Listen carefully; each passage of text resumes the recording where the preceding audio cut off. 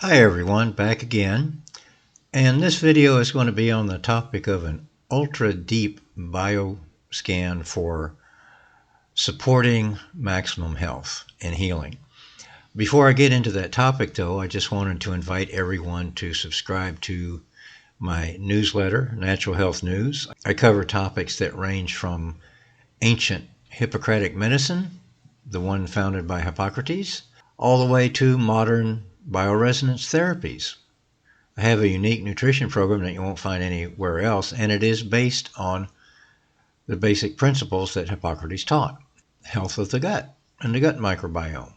I cover everything from, good gosh, dream therapy to forming better habits, intuition, emotional health and healing, you name it. All right, let's get into the main topic. Okay, mostly I'm just going to pull up some screenshots for this video because I've already gone through all the details of how a scan is done and how to interpret the results in a previous video. So I want to just kind of hit the high points on this. This one I'm calling an ultra deep scan. As you recall, the original scan was based on a 0.5 hertz initial step size, and we went from 1 hertz to 100 hertz. We ended up with 40 hits. If you don't have as many health conditions or don't have a lot of accumulated damage, you won't get 40. But somebody my age, trust me, I get 40 every time. But these are the settings for the original scan. And when you do the original scan, you're going to be pulling from the database. Now, I only use a limited number of databases because these are the ones that have the low frequencies in them, or at least most of them. But when you do the 0.5 hertz scan, everything's going to be coming right out of the database. And I went over this, as I mentioned previously, to show you how to interpret and validate the results that you get. But there's a lot there, and it's coming straight out of our Spooky Square databases. Now, for the ultra deep scan, the settings are different in that on this one I only did a quarter scan because it takes 47 minutes to do this. If you do a full scan, it's going to take over 3 hours, and I enjoy just doing a shorter scan. I can't just plop out for 3 hours and stay perfectly still. 47 minutes is something I can do. Everybody's different. I mean, you could do one of these scans like overnight, just keep the pulse sensor on your finger the whole time. Everybody has a different way of doing things. Okay, but I just want to show you these settings. It's 0.01 hertz as the initial step size.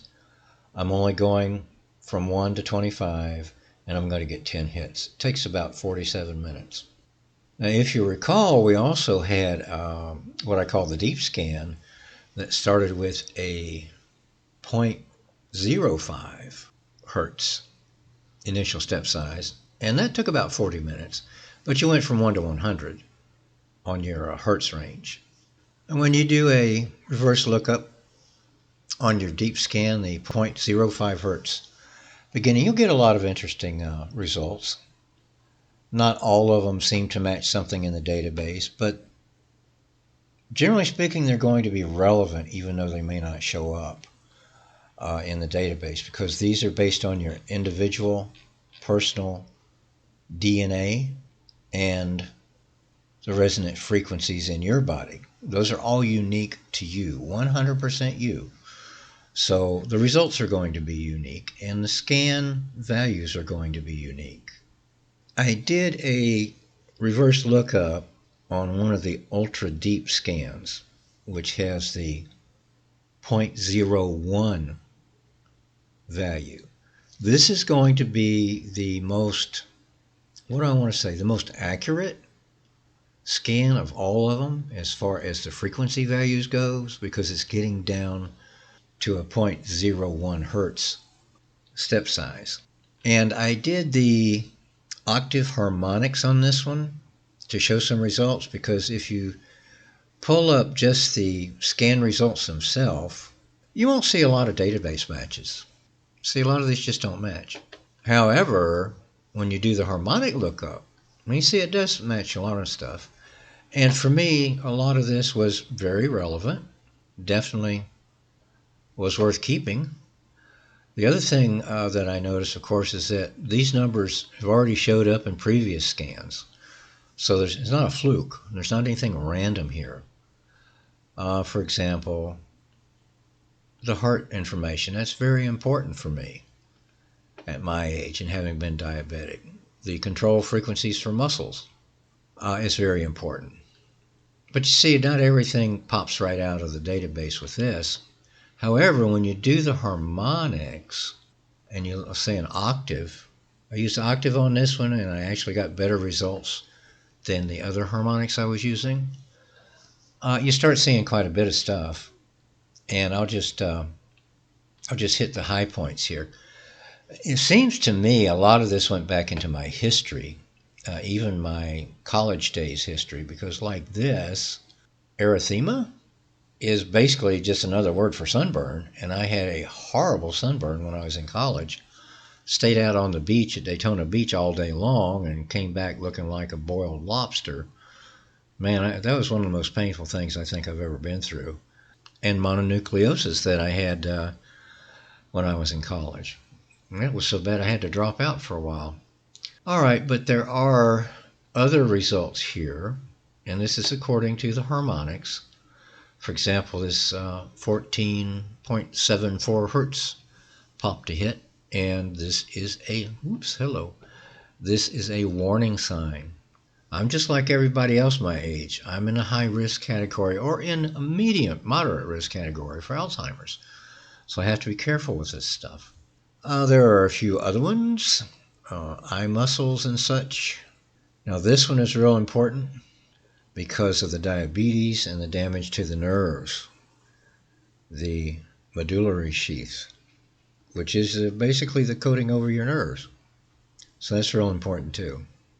Now one of the things I noticed here that was really interesting, the regular deep scan starts with a 0.05 hertz step size, came up with a frequency of 3.55 hertz. Now this was really interesting because the harmonics, look what happened here. This is from a regular biofeedback scan I did. You know, one of the ones that, it was a quarter scan, the ones that look for pathogens, and look at the harmonic match between this low frequency scan with a 0.05 hertz step and the regular biofeedback scan that looks for pathogens. This is really verification between these two frequencies. They both are related to the same thing. There's a pathogen of some sort. I didn't do a reverse lookup on this yet.